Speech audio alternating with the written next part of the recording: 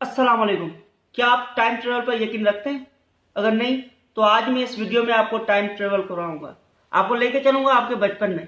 लेकिन याद रखिए ये वीडियो सिर्फ उन लोगों के लिए है जिनका बचपन गांव में गुजरा है या गांव की लाइफ का पता होता है कि गांव की लाइफ कैसी होती है। मिलते हैं इस ब्लॉग के बाद। ब्लॉग देखिए और फिर मिलते हैं हम।